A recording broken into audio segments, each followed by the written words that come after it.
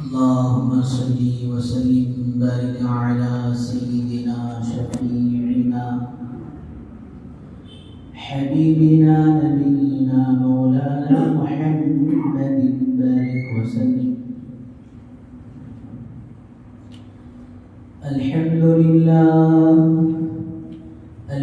لله نحمده ونستعينه ونستغفره ونؤمن به ونتوكل عليه ونعوذ بالله من شرور أنفسنا ومن سيئات أعمالنا. من يهده الله فلا مضل له ومن يضلله فلا هادي له. ونشهد أن لا إله إلا الله وحده لا شريك له. ونشهد أن سيدنا وسندنا مولانا محمدا عبده ورسوله. أما بعد فأعوذ بالله من الشيطان الرجيم. بسم الله الرحمن الرحيم. وتعاونوا على البر والتقوى ولا تعاونوا على الإثم والعدوان واتقوا الله إن الله شديد العقاب. وقال رسول الله صلى الله عليه وسلم: المسلم من سلم المسلمون من لسانه ويده، أو كما قال عليه الصلاة والسلام. رب اشرح لي صدري ويسر لي أمري واحلل عقدة من لساني يفقهوا قولي. اللهم صل على سيدنا محمد وعلى آل سيدنا محمد بارك وسلم في كلام أولنا. اللهم صل على سيدنا محمد وعلى آل سيدنا محمد بارك وسلم في أوسط كلامنا. اللهم صل على سيدنا محمد وعلى آل سيدنا محمد بارك وسلم في آخر كلامنا. بزرگان محترم و معزز سامعین کرام، اللہ جل جلالہ عمن والوں کا احسان کرم فضل ہوا کہ اللہ تبارک و تعالیٰ نے ہم سب کو اپنے گھر تک آنے کی توفیق نصیب فرمائی اور کچھ دین کی باتیں کہنے اور سننے کی توفیق و سعادت نصیب فرمائی. درود و سلام نازل ہو آقا مدنی تاجدار مدینہ احمد مجتبی محمد مصطفیٰ وجہ کائنات محسن انسانیت محمد عربی صلی اللہ علیہ وسلم کے ذات عالی پر. بزرگ دوستو، اللہ تبارک و تعالیٰ نے جہاں اپنے حقوق رکھے ہیں، یعنی حقوق العباد ہیں، حقوق اللہ ہیں، اللہ کے حقوق ہیں، وہی اللہ تبارک و تعالیٰ نے بندوں کے بھی حقوق رکھے ہیں. حقوق اللہ ایک طرف ہے اور حقوق العباد ایک طرف ہے. اور پھر حدیث میں آتا ہے کہ ایک ایمان والے پر بحیثیت ایمان والا ہونے کے دوسرے ایمان والے پر، ایک مسلمان کا دوسرے مسلمان پر حق ہے. بعض حدیث میں ایک حق بیان فرمایا گیا، بعض میں 2 حق بیان کیے گئے، بعض میں 5 حقوق مسلمان کے دوسرے مسلمان پر بیان کیے گئے. تو ایک ایمان والے کی ذمہ داری یہ ہے کہ جہاں اللہ کے حقوق کو عبادتوں کو بندہ ادا کرتا ہے وہی ساتھ ساتھ بندوں کا حق بھی ادا کرے. اس لیے حقوق العباد کا معاملہ بڑا عجیب و غریب ہے. کل قیامت کے دن میدان حشر میں اللہ تبارک و تعالی ایسے آدمی کو بھی لائیں گے جس کے ماشاءاللہ عبادات پہاڑوں کے برابر اونچے ہوں گے. اس کی زندگی میں نماز بھی ہے، زکوٰۃ بھی ہے، روزہ بھی ہے، حج بھی ہے.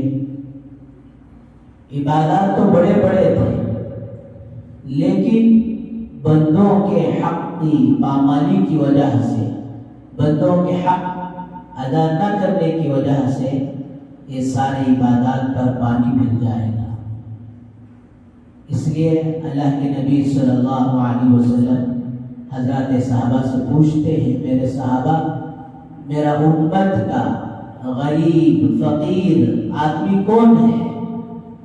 حضرات صحابہ کرام رضی اللہ عنہم اجمعین ظاہری اسباب کو سامنے رکھ کر جواب دیتے ہیں، یا رسول اللہ صلی اللہ علیہ وسلم، جس کے پاس مال نہیں ہے، جس کے پاس دولت نہیں ہے، جس کے پاس بینک بیلنس نہیں ہے، جس کے پاس کھانے کے لیے روٹی نہیں ہے اور پہننے کے لیے کپڑا نہیں ہے، سر چھپانے کے لیے چھت نہیں ہے، غریب فقیر تنگدست آدمی تو یہ ہے. میرے اور آپ کے آقا رحمت للعالمین صلی اللہ علیہ وسلم فرماتے، میرے صحابہ، یہ دنیا کا غریب ہے اور دنیا کی زندگی یہ ٹیمپروری ہے، پرماننٹ نہیں ہے.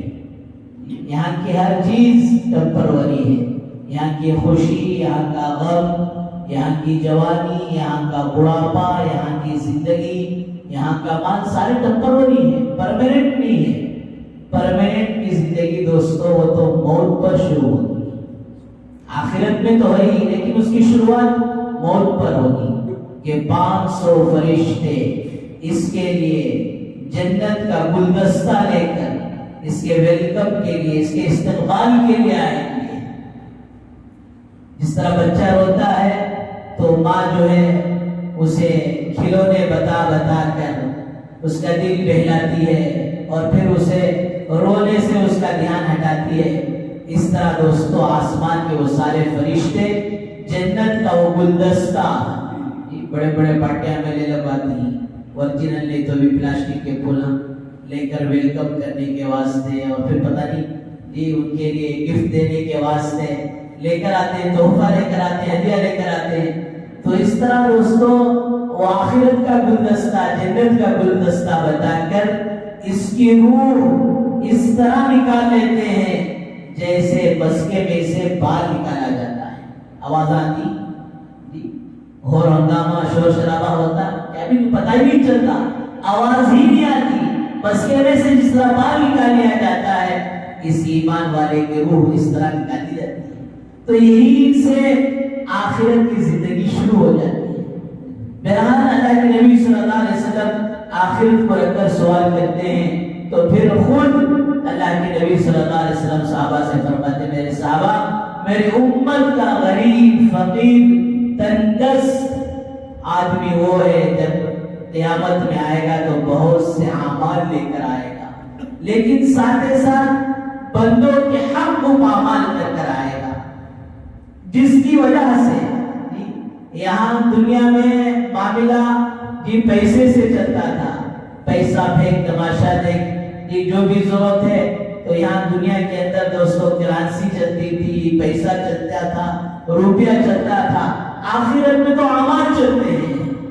تو یہ کسی کا حق، کسی کو اپنی زبان سے گالی دیا ہوگا، کسی کو اپنی زبان سے برا بھلا کہا ہوگا، کسی کو اپنی زبان سے ایسی بات کر کر دل جو ہے اس کا ٹکڑے ٹکڑے کر دیا ہوگا. یہ کسی کا حق، کسی کا مال ناحق دبا لیا ہوگا. کل قیامت کے دن مطالبہ لے کر مطالبے والے آئیں گے تو اس حقوق العباد کے ضائع کرنے کی وجہ سے اس حاجی صاحب کا حج اٹھا کر اسے دے دیا جائے گا.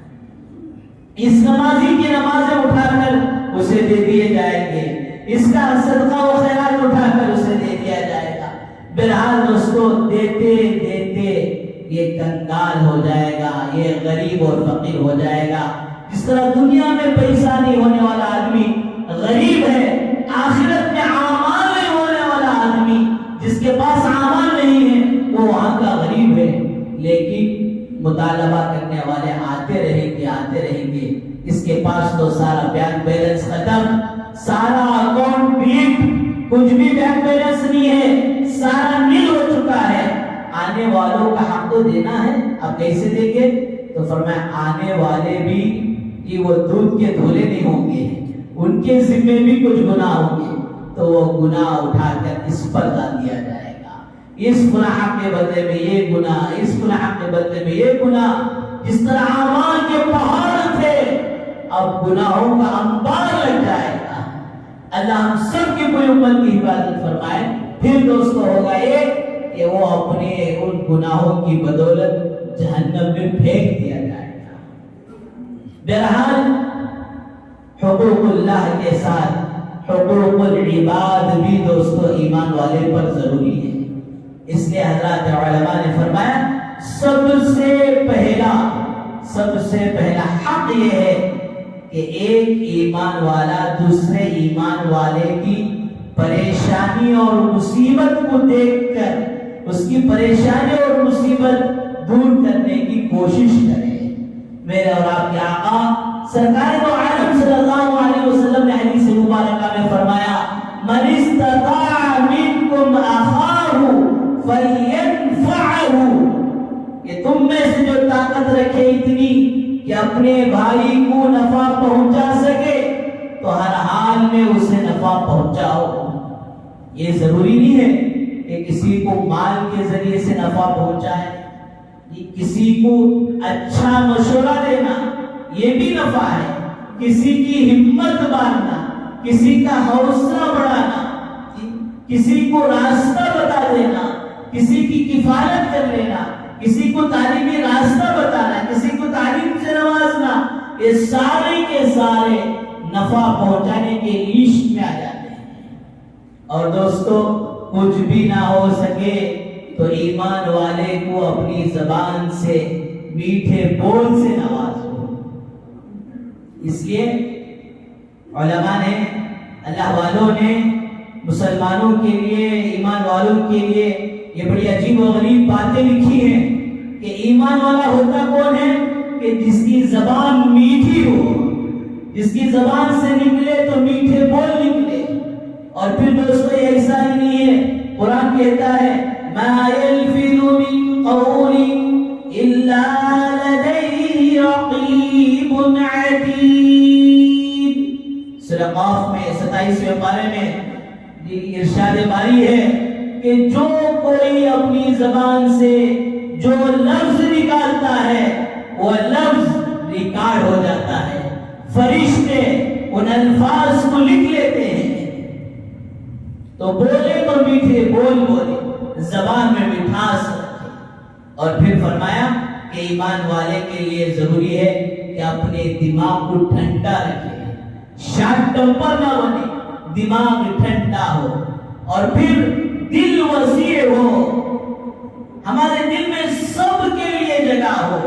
ہم عالمی نبی کے عالمی امتی ہیں، ہم کسی کو ریجیکٹ کرنا نہیں بلکہ ریجیکٹ اور دشمنی ہماری شیطان سے ہے، ریجیکٹ کرنا اور دشمنی کرنا فرمایا اپنے نفس کو ہے، جب وہ برائی کی طرف ہمیں کھینچ کر لے جائے۔ اور پھر دوستو جسے ہم دور کرنا ہے اپنے سے وہ برا ماحول ہے۔ اس کے علاوہ ایک ایمان والا ہونے کے ناطے فرمایا وہ ہمارا بھائی ہے۔ انما المؤمنون اخوہ فاصلحوا بین اخویکم۔ ایک ایمان والا مشرق میں رہنے والا ہو، مغرب میں رہنے والا ہو، ایک شمال میں اور ایک جنوب میں رہنے والا ہو، لیکن ہے مسلمان، ہے ایمان والا، تو دوستو اس پر حق بن جاتا ہے۔ تو سب سے پہلا حق یہ ہے کہ ایک ایمان والے کے حق میں اس کے لیے دعا کریں۔ ہم نے ہندوستان کے کونے کونے کے حالات سنے، دنیا کے اور ممالک کے حالات سنے. کوئی جو ہے حالات کا شکار ہو گیا، کوئی سیلاب میں بہہ گیا. اب ہماری طاقت اور ہمارا ہاتھ اتنا لمبا نہیں ہے کہ ہم وہاں تک پہنچ کر اس کی مدد کریں، لیکن اتنا تو ضرور کر سکتے ہیں کہ دوستو اس کے حق میں دعا کریں. اور فرمایا کہ ایک ایمان والا جب دوسرے ایمان والے کے لیے دعا کرے گا تو فرشتے اس کے حق میں دعا کریں گے. اللہ نہ کرے ہمارے کسی عمل کی وجہ سے ہماری دعا ریجیکٹ بھی ہو گئی، لیکن فرشتوں کی دعا ہمارے حق میں دوستوں ریجیکٹ بھی ہو سکتی ہے. فرشتے معصوم ہیں، لا يعصون اللہ ما امروا ويفعلون ما يؤمرون. فرشتے تو وہی کرتے ہیں جس کا اسے حکم دیا گیا ہے، ان سے گناہ سرزد نہیں ہوتے. تو ہماری دعا دوستوں ریجیکٹ بھی ہو جائے، لیکن فرمائے کہ جو فرشتوں کی دعا ریجیکٹ نہیں ہوتی.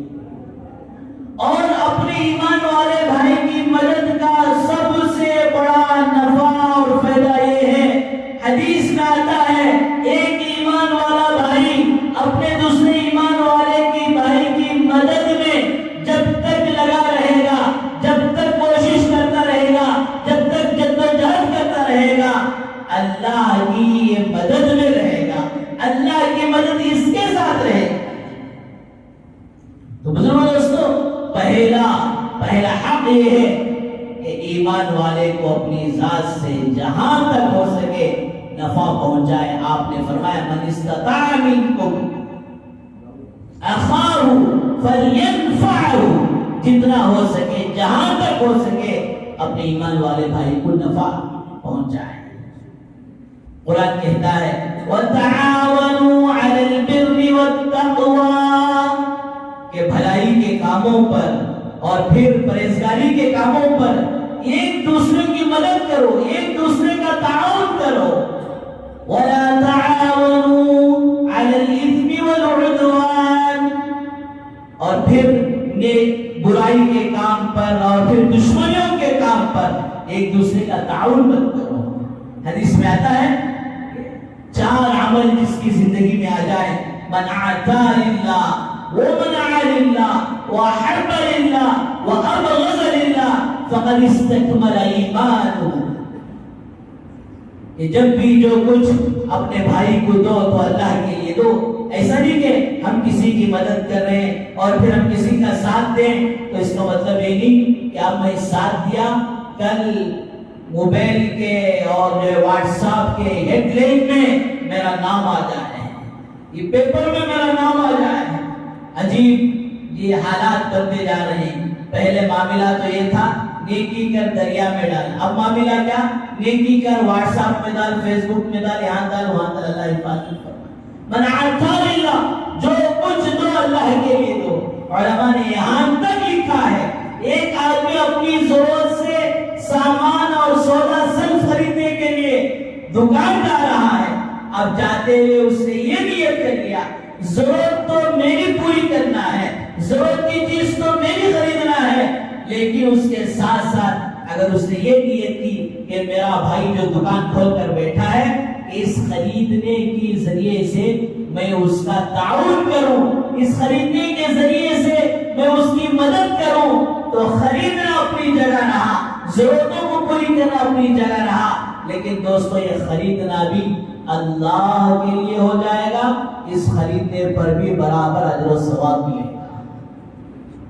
خرید لیا، ٹھنڈ کے دن آئی، بارش آئی، ہوا تو کیا ہوا، کاما بند رہے تو بھی ماشاءاللہ ہوٹل جانے کی ضرورت نہیں، گھر میں چھوٹے کھولا تو صبح کو شیخا، رات میں کھانا، پھر ناشتے میں کبابا نہیں، بلکہ یہ گوشت خریدنے کے بعد، سامان خریدنے کے بعد تھوڑی دیر رک کر اپنے آپ میں دل کو ٹٹولے اور دل میں یہ نیت کریں کہ اللہ نے میرے اوپر میری بیوی کا حق رکھا ہے اور میرے بچوں کا حق رکھا ہے، ان کے حق کی ادائیگی کے لیے، اس اللہ کے حکم کو پورا کرنے کے لیے میں ان کے لیے سودا صرف لے کر جا کر دوں گا. تو دوستو پکانا اپنی جگہ رہے گا، کھانا اپنی جگہ رہے گا، لیکن ساتھ ساتھ اس کے دوستو اجر و ثواب بھی برابر کا ملتا رہے گا۔ حضرات علماء نے اسے زاویہ نگاہ لکھا ہے کہ ہر عمل کے وقت تھوڑی دیر رک جاؤ اور پھر اس عمل کو اللہ کے لیے کرنے کا ارادہ کرو تو اس عمل پر بھی اجر و ثواب ملے۔ من اعطى للہ ومنع للہ، کہیں کسی جگہ پر دینے سے اپنے آپ کو روک رہے ہیں تو یہاں بھی تھوڑی دیر رک کر یہ دیکھو کہ روکنا کس کے لیے ہو رہا ہے، کہ میرا روکنا اللہ کے لیے ہو جائے۔ اب تو ہوتا ہے بچے، اور پھر فرمایا بعض دفعہ گھر کی عورتیں کسی ناجائز چیز کے لانے پر فورس کرتی ہیں، پشن کرتی ہیں۔ اب یہاں روکنا اور نیت یہ کر لینا کہ یہاں نافرمانی ہوگی تو پھر دوستو یہ رکنا اللہ کے لیے ہو جائے گا۔ ومن اعطى للہ ومنع للہ، اور کسی سے محبت کرو تو اللہ کے لیے کرو، وحب للہ وابغض للہ، اور کسی سے دشمنی ہو تو اللہ کے لیے ہو۔ علی رضی اللہ عنہ کا واقعہ مشہور ہے کہ دشمن پر یہ قابو پا لیے اور اس کے سینے پر چڑھ گئے اور پورا بیلنس ہے کہ اسے جب مارتے تو اچانک اس نے حضرت علی رضی اللہ عنہ کے چہرے پر تھوک دیا تو حضرت علی رضی اللہ عنہ فوراً اسے چھوڑ کر اڑ گئے۔ اب وہ یہودی پریشان کہ کیا بات تھی، پورا مومنٹ تھا کہ آپ آرام سے مجھے پنچ مارتے اور میری گردن پر تلوار چلا دیتے اور ایسے عین وقت میں اگر آپ مجھ سے الگ ہو گئے تو دوستو حضرات صحابہ، حضرات اولیاء اللہ، ان کا ایمان کس درجے تک پائے تکمیل کو پہنچا تھا۔ عین غصے کے وقت میں بھی علی کہتے ہیں اب تک تیرے سے جو میری لڑائی ہو رہی تھی یہ میرے نفس کے لیے اور میری ذات کے لیے نہیں تھا، یہ صرف اللہ کے لیے تھا۔ اب جب تو نے مجھ پر تھوکا تو میرے اندر سے غصہ آیا اور پھر میں اس بات پر متنبہ ہو گیا، اب ماروں تو اللہ کے لیے نہیں بلکہ اپنے نفس کے لیے ماروں، اس لیے فوراً میں تجھے چھوڑ کر اٹھ گیا۔ یہ ادا دوستو کیا یہ اسے پسند آئی کہ اب تک جو دشمن اسلام کا دشمن تھا کہتا ہے علی کلمہ پڑھا کر مجھے اسلام میں داخل کر۔ بزرگوں دوستو ہر عمل اللہ کے لیے ہو اور پھر حقوق العباد ادا کرنے کا جذبہ۔ تو علماء نے لکھا کہ جہاں تک ہو سکے اپنے ایمان والے بھائی کو نفع پہنچانا ایمان والے کا حق ہے، اور پھر دوسری بات کہ اسے شرمندگی سے بچانا، کہ ایسا مومنٹ ہے، ایسا ماحول ہے، ایسا سچویشن ہے کہ اسے کوئی ایسی بات مجمع کے سامنے کر دے تو جس کی وجہ سے اسے دوستو انسلٹ ہو اور اسے جب شرمندگی اٹھانا پڑے تو میں ایسی باتوں سے اپنے آپ کو بچانا، یہ ایمان والے کا دوسرا حق ہے۔ تو بہرحال بزرگوں دوستو حقوق اللہ کے ساتھ حقوق العباد یہ بہت ضروری ہے۔ بندوں کے حق بہت سارے انشاءاللہ ہر جمعہ چند حقوق آپ کے سامنے بیان کیے جائیں گے۔ حقوق العباد اتنی بڑی عبادت ہے، ایک بزرگ کے بارے میں یہ لکھا ہے کہ ان کا مشغلہ تھا حدیثوں کو پڑھانا، اللہ کے نبی صلی اللہ علیہ وسلم کی حدیثوں کو اپنے شاگردوں کو سمجھانا، حدیثوں کا لکھنا، لیکن جب ان کا انتقال ہوا تو ان کے دل و دماغ میں یہ بات تھی کہ ایک زندگی کا بڑا حصہ کہ اللہ کے وہ خوش نصیب اور نیک بندے ہوتے ہیں کہ زندگی کا ایک پورا حصہ اللہ کے دین کے لیے اللہ ان کا لگا لیتے ہیں۔ اور ہے بھی ہی دوستو کہ جو کچھ اللہ کے دین کی نسبت پر اخلاص کے ساتھ، للہیت کے ساتھ امت کو نفع پہنچاتے ہوئے اپنا کوئی غرض نہ ہو، اپنی کوئی چاہت نہ ہو، اپنی کوئی دوستو پوش نہ ہو نفع مرتبے کا، فرمایا ان کے اندر دوستو جنون نہ ہو، واقعی خوش نصیبی ہے۔ ورنہ دنیا میں جو کچھ لگے گا حلال طریقے سے لگے گا تو حساب دینا ہوگا، حرام طریقے سے لگے تو اس کا عذاب ہوگا۔ تو ان کے دل و دماغ میں بات تھی کہ اللہ تو نے مجھ سے دین کا کام لیا، اسی دین کی کام پر میری مغفرت ہو جائے گی۔ جب انتقال ہوا تو خواب میں کسی نے دیکھا، ان کے قریبی ساتھی نے پوچھا کیا گزری؟ کہا اللہ نے مغفرت کر دی، اس بات پر پڑھنے پڑھانے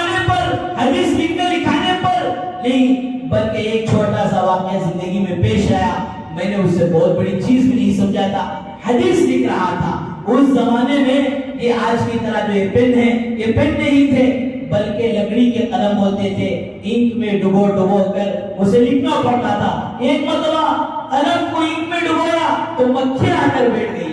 مکھی معمولی سی حقیر مخلوق ہے، اب جیسے ہی بیٹھی تو میں نے اپنے قلم کو اس طرح روک لیا، حرکت نہیں دیا، تاکہ اللہ کی چھوٹی سی مخلوق اپنا پیٹ بھر کر اڑ جائے۔ جب وہ پی کر اڑی تو اس کے بعد میں نے اپنا قلم لکھنا یا اپنا قلم چلانا شروع کیا۔ اللہ نے کہا کہ تمہاری یہ ادا مجھے پسند آئی جس بنیاد پر میں نے تمہاری مغفرت کی۔ دوستو، گزشتہ جمعہ ماشاءاللہ 2 بچے قرآن مجید ختم کیے۔ میں گزشتہ جمعہ یاد کرنا چاہ رہا تھا، بارش کا بھی مسئلہ اور باہر ساتھیوں کو تکلیف ہوگی، اس کے بعد جلدی ختم کر دی۔ مفسر قرآن حضرت احمد لاہوری رحمۃ اللہ علیہ کہتے ہیں، بڑی عجیب و غریب بات ہے، ان 3 باتوں کو دوستو دل و دماغ میں اور اپنے دل میں اتار کر آج اپنے گھر تک بھی، اپنے دوست احباب تک بھی ان باتوں کو دوستو یہ امانت سمجھ کر آپ بھی اپنی زندگی میں لو اور دوسروں تک بھی پہنچاؤ۔ حضرت احمد لاہوری رحمۃ اللہ علیہ کہتے ہیں، کوئی میرے پاس دوڑتے ہوئے بھاگتے ہوئے میرے سفر کے وقت اس موقع پر آئے کہ میرا ایک پاؤں ٹرین پر میں رکھ دیا ہوں، ایک پاؤں میرا جو ہے پلیٹ فارم پر ہے، اس موقع پر مجھ سے کہے کہ حضرت قرآن کا خلاصہ بتاؤ، تو میں اس موقع پر بھی سارے قرآن کا خلاصہ اس آدمی کو بتا سکتا۔ کیا معمولی بات ہے؟ 6686 آیتیں ہیں، اس کا ترجمہ ہے، اس کی تشریح ہے، سب کچھ ہے، اور اس طرح کھڑے کھڑے بتا دیں۔ تو پھر حضرت نے کہا کوئی مجھے اس وقت قرآن کا خلاصہ پوچھے تو میں ایک پاؤں ٹرین میں اور ایک پاؤں پلیٹ فارم میں رکھ کر بتا سکتا ہوں۔ اللہ کا حق ادا کرو اللہ کی بندگی کرنے کے ساتھ، یاد رکھیں گے انشاءاللہ، اللہ کا حق ادا کرو اللہ کی بندگی کرنے کے ساتھ، جتنے اللہ کے حقوق ہیں وہ سارے کے سارے ادا کرتے رہو۔ اور پھر دوسری بات فرمائی، سرکار دو عالم صلی اللہ علیہ وسلم کا حق ادا کرو آپ کی اطاعت کرنے کے ساتھ، اللہ کا حق ادا کرو اللہ کی بندگی کرنے کے ساتھ، اور سرکار دو عالم صلی اللہ علیہ وسلم کا حق ادا کرو ان کی اطاعت کرنے کے ساتھ۔ تیسری بات فرمائی، مخلوق کا حق ادا کرو مخلوق کی خدمت کرنے کے ساتھ۔ جس کی زندگی میں 3 باتیں آ گئی، گویا کہ اس نے سارے قرآن پر عمل کر لیا، سارا قرآن کا خلاصہ اس کی زندگی میں آ گیا۔ بہرحال بزرگوں دوستو، اور بھی بہت سے حقوق اور عبادتیں اللہ تبارک و تعالیٰ سے دعا فرمائے، اللہ تبارک و تعالیٰ ہم سب کو حقوق اللہ کو ادا کرنے کے ساتھ ساتھ حقوق العباد کو بھی کما حق ادا کرنے کی توفیق و سعادت نصیب فرمائے۔ وآخر دعوانا الحمدللہ رب العالمین۔ جو حضرات سنت نے پڑھی وہ سنت